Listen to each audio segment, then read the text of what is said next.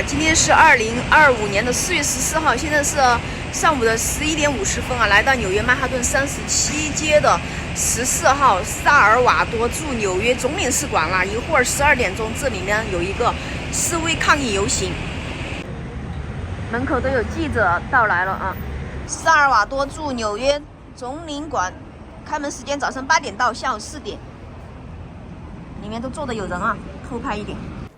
旁边的组织者正在接受记者采访。那说一下为什么来抗议呢？因为大家知道，近期美国总统特朗普呢与萨尔瓦多总统纳伊布·布克尔达成协议啊，将部分被指控为犯罪分子的移民遣送至萨尔瓦多关押。萨尔瓦多关押的行动呢，开始于2025年的3月16日。当日凌晨啊，约300名涉嫌为委内瑞拉阿瓜拉火车帮派成员的移民被空运至萨尔瓦多，并被关押在该国的反恐怖主义监狱中心哦。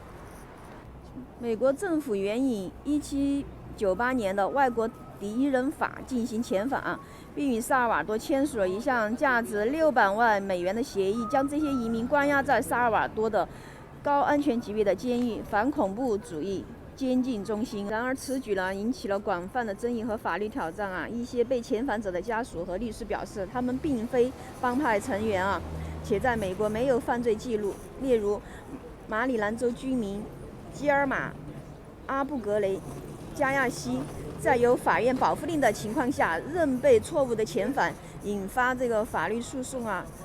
美国最高法院暂时允许政府继续将他关押在萨尔瓦多监狱，等待进一步审理啊。此外啊，这个人权组织对萨尔瓦多监狱的条件表示担忧啊，指责其存在侵犯人权的行为啊。特朗普政府呢对此表示认可啊，认为这呢有助于降低在美国国内关押这些罪犯的成本。今天抗议的人啊比较少啊，现在还没到12点啊，才11点51分哦。大家举牌在门口啊，现在来了一些哦。那这个萨尔瓦多共和国呢，通称萨尔瓦多，位于中美洲北部的国家，全国面积21393平方千米啊，首都是圣萨尔瓦多，它是中美洲唯一不靠大西洋的国家啊。In the name of humanity, we refuse a fascist America. We get started here in case you hadn't noticed. We are Refuse Fascism. RefuseFascism.org NYC. And we're here today because in Washington, D.C., we're here today at the General Consulate of El Salvador. We are here today because the fascist Trump in the White House is meeting with the fascist president of El Salvador, Bukele, because Trump has deported over 200 people, overwhelmingly Venezuelans, to a torture chamber prison in the jungles of El Salvador, where Bukele brags no one has ever been released. We are here today because a legal with papers, Salvadoran resident here in the United States, Kilmar Garcia, was illegally arrested, illegally sent to El Salvador. And the Trump administration is saying they don't know if they can facilitate his release, even though a court has ordered, the Supreme Court has ordered that they facilitate his return. That is why we are here. We are here to tell the world, free all those Trump has locked into the torture prison they caught of El Salvador. Stop the demonization, the abduction, and deportation of immigrants and refugees. The fascist Trump regime must go. That is why we are here. We're going to have a few speakers. This fascist Trump administration has admitted that Kilmar Garcia was detained. The reality is kidnapped and sent to this hellhole torture prison in El Salvador, and it was because of a clerical error. And then they're saying, oh, even though we've been ordered by the Supreme Court to facilitate his return, we don't know if we can do that. not going to curse to the media today, but this is BS, okay? They have the responsibility to bring him back, to bring back all the Venezuelans and everyone else that they've deported to this prison of torture in El Salvador. There's a reason our banner here says Trump must go. And we say in the name of humanity, we refuse to accept a fascist America. What we are seeing with dissent being criminalized across this country, where, first of all, they are rounding up people who have had a right to be here, putting them in a torture prison in El Salvador, and then saying, oh, why don't we put people who are disagreeing with us in those prisons in El Salvador too? That tells you something about what this is and where this is going. When they say, after the Supreme Court rules that they are supposed to facilitate the return of somebody that they're admitting they made an administrative error in sending to El Salvador, oh, but we don't have any jurisdiction. We can't tell El Salvador to give them back. They're in El Salvador now. And then they get up there and laugh about how people in this country that they consider their enemies should be sent to those prisons. That is Nazi direction. That is the direction of a fascist America. That is a fascist society being made in front of our eyes. And this is moving quickly. We see it in all spheres of society. We see it in the judges being threatened and the court orders defied. We see it in the law firms being targeted. We see it in the universities being attacked and crumpled. We see it in the students. Over 800 international students have had their visas revoked for even the suspicion that they might have taken a position against the US-backed Israeli genocide in Gaza. We see on all these fronts and immigrants being terrorized. We see the installation of a fascist America unfolding in front of our eyes very, very quickly. And we are here with refusefascism.org to say, in the name of humanity, we refuse to accept a fascist America.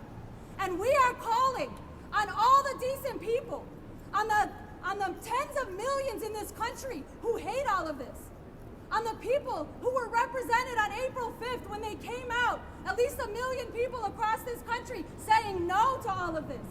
We are calling on those tens of millions to take to the streets in protests that go day after day and night after night and change the whole political situation in this country to demand Trump must go.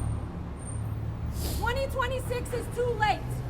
2028, we're not even going to have elections by 2026 and certainly not by 2028 in the direction that things are going. If there is a chance to defeat a fascist regime before it locks down the society, it is now. And it is not waiting or asking for somebody in office to do something on our behalf. It is not asking the Democratic Party or Bernie Sanders or anybody else to somehow find the courage to stop this. You drive out a fascist regime when millions of people get in the streets like our brothers and sisters in South Korea recently did and say the regime must go. Yes. That is our demand. That is why we are here today.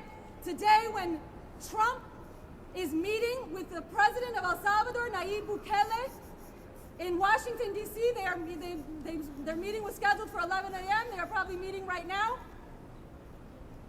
While the prisons of El Salvador, the CSAT prison, a torture prison. This is a picture from CSAT.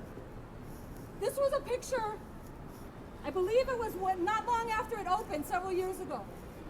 This was a picture that was publicized by the government of El Salvador to show what awaits you if you cross them. They've claimed that everybody they put in that prison are all gang members.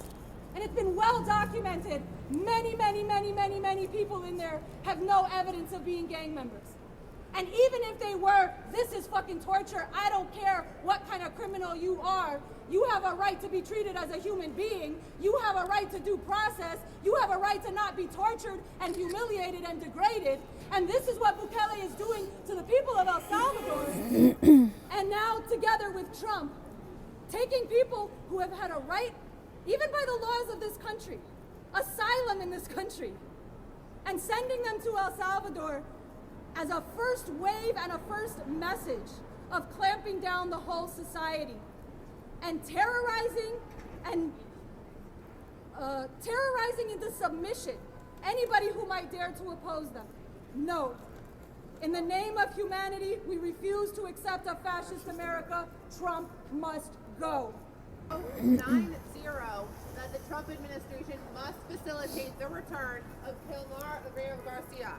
They are going back and forth. The Trump administration claims he's safe and secure, then walked it back this morning or late last night. Trump is now meeting with the president of El Salvador to talk about their deal to send prisoners from our country to the El Salvadoran prison that you see in this photo without due process. Everyone on our soil, according to our Constitution, is granted the right of due process, and the Supreme Court also agreed with that in a recent decision against the Trump administration. That is not what's happening. People are being abducted off the street and being sent to this torture prison in El Salvador because of tattoos that they may or may not have.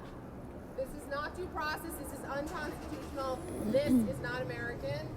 The Supreme Court ruled 9-0. The Trump administration must send and facilitate the return of Kilmar Garcia.